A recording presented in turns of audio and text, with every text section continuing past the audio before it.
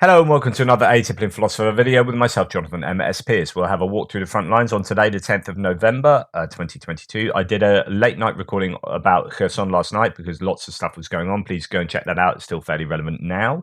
In the meantime, let's get to the map. Here's the map. I will start up in the northeast around Kupiansk down to Svatove-Kreminna front line. But before I do that, let's do my normal preamble, which is to say the figures today released by Ukraine with regard to the loss of Russian troops and equipment is still pretty high, particularly in troops, 740 soldiers.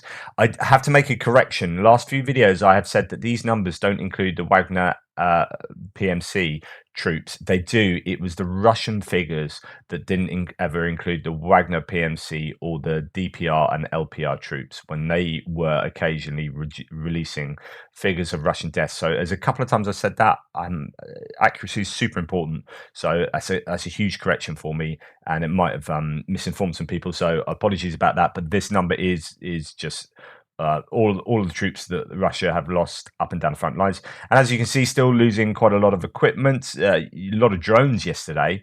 But you'll see an uptick in the equipment given that Kherson is being liberated, but probably not as much as pro-Ukrainians would want by quite a long margin. But I'll get to that later. The UK intelligence report says that Russia's troops are vulnerable when retreating across the River Dnipro in Kherson Oblast. Again, I'll get to that. I think not as vulnerable as many might like. They have done a pretty successful withdrawal. There has been, Antonivsky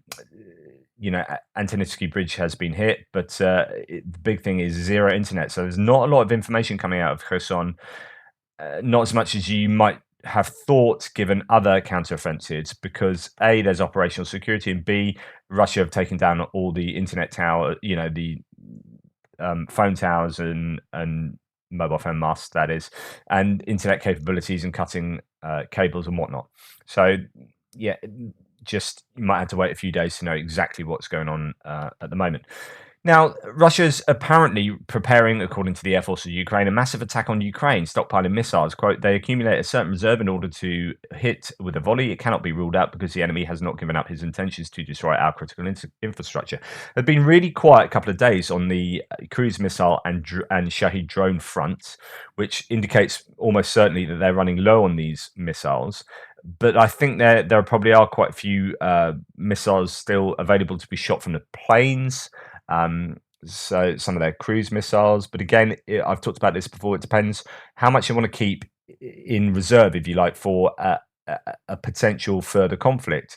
Because if they use up all their missiles now, then NATO can just walk in and say, "Thank you very much, Russia. We'll have a contest now, shall we?"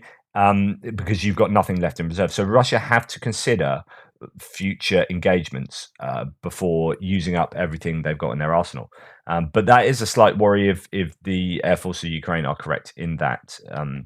And just a kind of indication why things might be slower than you might think, both in Kherson and up in Svatove area. Just the mud. The mud is hugely problematic, and if that freezes over, you ain't getting that out for some time, I can tell you. That is indicative of the conditions and why things will be slow. Not only that, but of course clearing out defensive placements and mines and so on and so forth. Okay, let's go to the northeast, to the Kupiansk, to Svatove, to Kreminna area. Now, there has been lots of fighting, but not a lot of territorial gains. So there's been counterattacks. There have been attacks from both sides, actually. So Russia have been putting in some counterattacks. Ukraine have been putting in counterattacks. And it's, you can wonder what might be going on around here as well. So you could have, in fact, I'll do that on my Google map. So what might be the strategy around here? Exactly what are Ukraine intending to gain in a particular time frame? So what are they hoping to do before the end of the winter or before the end of the year? It's difficult because it is very slow progress up along the entire front line there. Residents of Svatove, though, are reporting an increase in Ukrainian shelling and artillery attacks in the city. No map changes, but locals in Svatove report an increase in that kind of activity. And it's been known for the last couple of days that the Ukrainians have stepped up their game north of Svatove. So we will have a little look at that on my map, which is over here. Sorry, I was doing something elsewhere there. So here we have the Kupiansk down to Svatove, down to Kreminna. And again, I've not marked any changes on the map there because I just don't have any detailed information other than things like the Institute for the Study of War saying that both sides are reporting counterattacks or attacks literally up and down the entire line. It doesn't seem like there's been any significant movement, though, in terms of territory gains.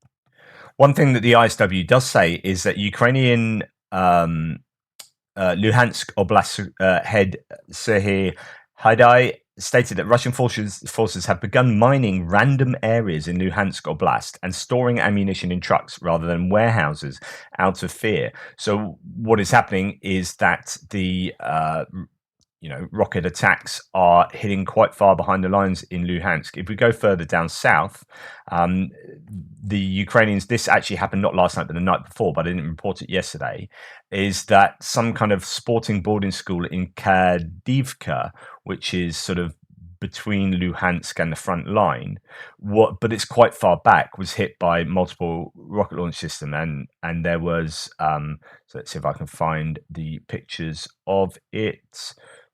Where are you? So it was hit, and here we go.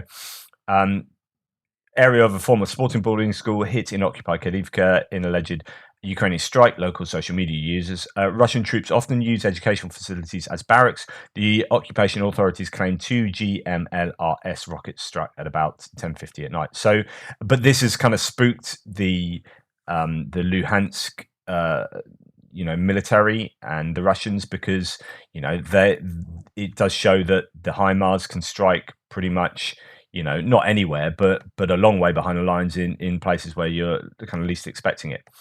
And this goes for up here in the northern area as well.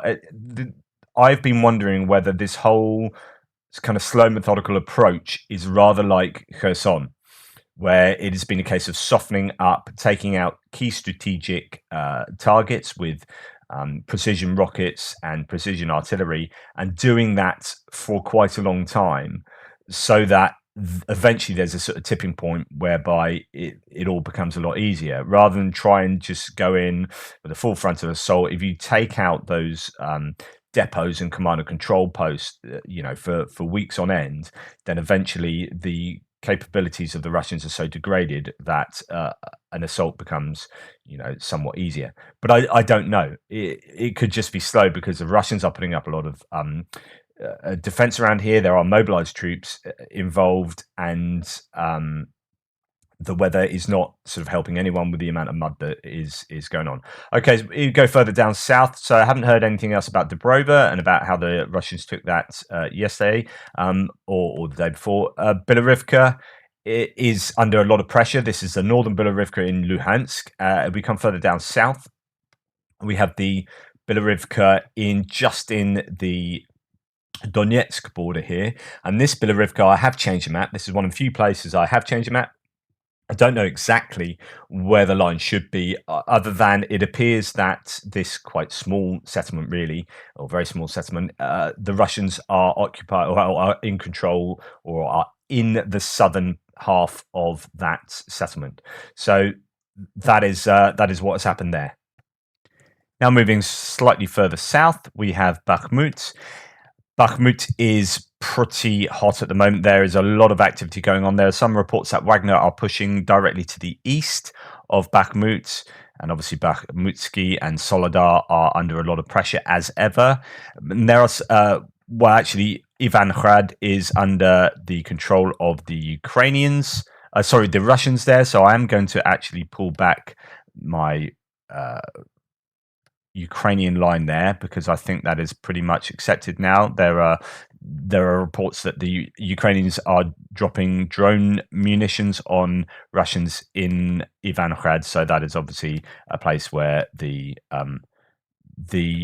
Russians control. in order for the Ukrainians to be able to do that. Again, it's all about pushing on to Opitny, and also, there are some people are saying that the Russians have advanced south of Bakhmut, and there is some kind of salient here. Most reports I've read is that the Ukrainians have repelled the Russians around Kadiivka and south of there. So, I mean, there just isn't the detail that I normally have heard about along this whole front line. It's literally just everyone saying attacks and counterattacks, and basically some kind of stasis. That's also the case going further down south towards Avdivka, Vodyani, Opitny. These are again Pervomaisky. These are all, places of a lot of shelling. Right up and down the front, but a lot of activity around here particularly.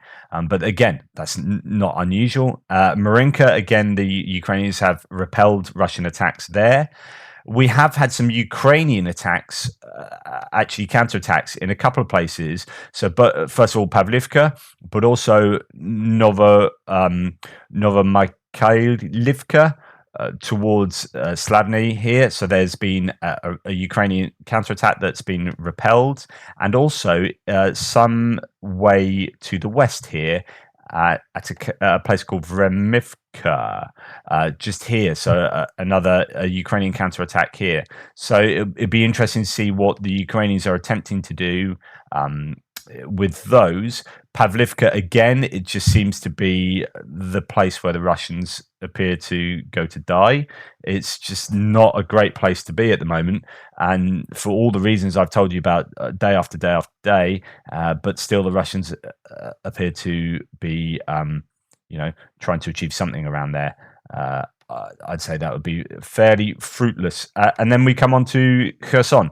So Kherson, what can I say that you don't already know? It's broadly going to be the same as last night, but I guess what the takeaway points for me are is that, it seems that Russia have successfully embarked upon an operation withdrawal. Like, this is not a rout, and it's not a rout because the Russians have done things broadly correctly, which is to build up their defenses and actually get people out slowly over a week, quite a clandestine fashion. So there's been talk about, troops and equipment being delivered back across the Dnipro over the last week. And they have heavily mined areas and got in mobilized troops, possibly to cover that retreat, whilst the decent troops have been moving out over the last week. And as such, the Ukrainians, and given the mud as well, the Ukrainians are unable to follow along quickly. There is report of them using some artillery and some Russian artillery also being used against the Ukrainians, but mainly it's from the Ukrainians. But really, I don't think that you will see a huge amount of troop losses on the Russian front here, and I don't think you'll see as much equipment loss as the Ukrainians were originally hoping, because they just can't, chase after the Russians because the bridges have been blown, and they've got to negotiate heavily mined territory with the defenses as well. So I think Russia will have, if it continues in the way it's going right at the moment, and again, there's not a lot of information out, so maybe this is a lot of speculation on my part, but I can imagine that this might be as successful a withdrawal as the Russians could have hoped for. But I'm saying that only after the first really few hours of this. The question is, what are they going to do with Kherson? Are they going to retreat to Kherson and instigate an urban battle and defend that city, or are they going to pull out? And if they are going to pull out, what are they going to do to Kherson? I mean, I haven't really reported on this, but there's been massively heavy looting. and huge looting that has been taking place over the last week, particularly in the city of Kherson, both sort of cultural looting and all other sorts. So they've already taken what they can get from there. Are they going to try and hold on to it for tactical reasons? I don't know. It'll be interesting to see. There are still the three areas of assault from the Ukrainians. So let's just remind you of what they are. They are coming down here. Along the highway, they've taken Pravdini.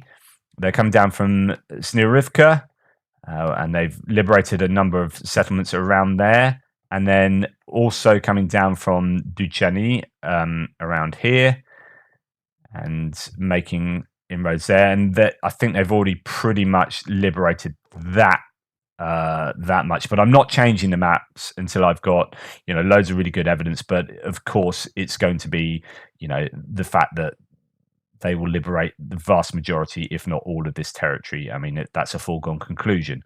The Russians have admitted they are pulling out. Just what I guess is what are the Russian intentions here, and what are the Ukrainian intentions? So are the Russians going to pull out? Because again, what were the reasons they were pulling out? There is some claim that, and this is from Russian television last night, from the propagandists, that they waited for the withdrawal until after the midterms. And I talked a lot about this, and I know a lot of you get really annoyed when I talk politics because you're of a certain political persuasion and I'm of a different one. Whatever. I mean, this is what the Russians are saying now. And the Russians are saying they didn't want the Democrats, they didn't want Joe Biden to get the success of taking Kherson, and that to influence the midterms in Joe Biden's favor. So they waited till after the midterms and then withdrew. And people were saying this yesterday. This was before this guy on TV, Savolyov. I might have butchered his name, but people are saying this all over Twitter. It's like there doesn't seem to be this. This is no coincidence that withdrawal is happening just after the midterms are over. I don't know. Make up your own mind, but this is literally what the Russian propagandists are saying. Now, you might come back to me, as some have, by saying, why you believe in the propagandists? You say don't believe them over here, but I think this is. You've just got to understand exactly what they're trying to achieve here. They're trying to achieve disharmony in American politics, which is exactly what they're doing, even if they're admitting it up front, like Prigozhin did by saying that they have meddled and they will meddle in US elections. I mean, there's a lot to say about Prigozhin, and I will do so in the Ukraine War Update Extra. As pertains to his statements on American election meddling. But I think it's interesting. Either it is just a coincidence or we believe what some of these Russians are actually saying. There has been evidence that a church which has stored vehicles in Chervony Maik today yesterday was blown up, and evidence that up to 50 Russians died in the strike. So that is, let's have a little look at where that is. That is just there, Chervony Maik. So that could be pretty damaging. So I say they might have done really well at getting their stuff out. A bunch of vehicles and 50 troops dying is obviously not great for them. This is worth just reading. This is from the ISW. The Russian withdrawal from the West Bank of the Dnieper is unlikely to be a trap meant to lure Ukrainian troops into costly combat near Kherson city. This is something a lot of people have been saying, even in my comments, as soon as some Ukrainian Western sources have suggested. ISW has previously observed many indicators that Russian forces, military and economic assets and occupation elements have steadily withdrawn from the West Bank across the Dnieper River. I would agree with that. That's what I've seen. And Russian officials have been anticipating and preparing for withdrawal in a way that is incompatible with a campaign to deceive and trap Ukrainian troops. Russian commanders will certainly attempt to slow Ukrainian advances to maintain an orderly withdrawal, and some forces may remain to delay Ukrainian troops in Kherson city itself. But this fighting will be a means to the end of withdrawing as many Russian units as possible in good order. And it's interesting what they say about how this has been received, how the withdrawal has been received. So Russian military bloggers have actually been broadly in support of Surovikin, who's decided to pull the forces from here, saying it's not his fault, it's what he inherited. He's inherited this sort of pretty bad situation in Kherson, and this was the only sensible thing to do to save the lives and the troops and the equipment of the Russian forces. So that is an interesting assessment from the nationalistic military bloggers. We'll see what happens. And I guess the only other thing to say really is what will happen to the Kherson troops and equipment once they have left that West Bank. Are they going to just be kept around here for defensive duties? But then there's quite a lot. There could be as many as 40,000 troops. So you won't need 40,000 troops along there unless they really are expecting the Ukrainians to cross the river. And I think that would be pretty suicidal for the Ukrainians to try that. So therefore, if the Ukrainians are then going to put some of their troops up to the Zaporizhzhia area for maybe an attack down to Melitopol, or as some people are thinking, down to Mariupol, then the Russian troops might be moved across to either these places or across the front line here. It's interesting that the Russians are now building defenses around Mariupol. So they are, like I keep saying, if you're building defenses, it means you're not attack minded and you are expecting to be attacked. If you're going to go to the effort of building sort of trenches and dragon's teeth and all these things around Mariupol, then you must think that Mariupol is likely to be attacked. Like if they're not doing it around this town here, right? Wherever that is, Dovzyansk.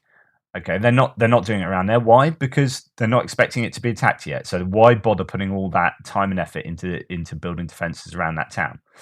They are building defenses around Mariupol. Why are they doing that?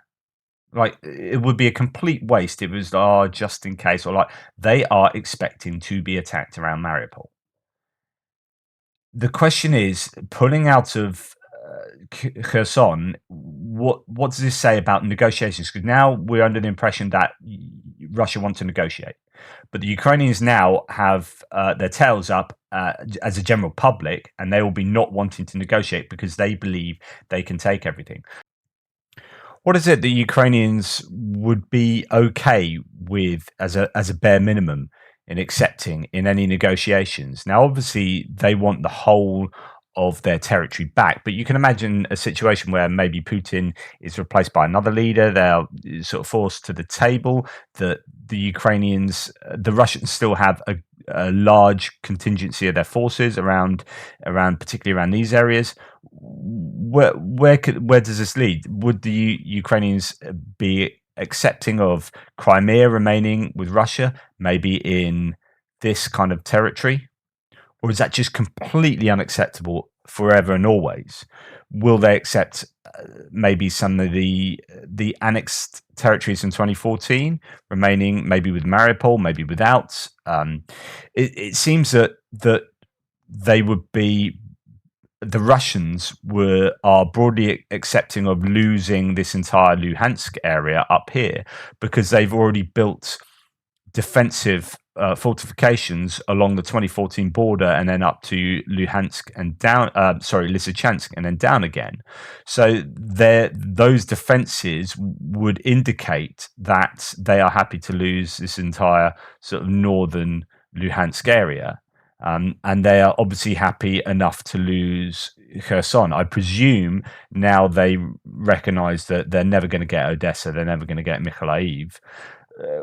Are they okay with losing Crimea? Are they okay with losing all of this mainland area? Is it just going to go back to the original sort of 2014 area of Crimea and these parts of Donetsk and Luhansk?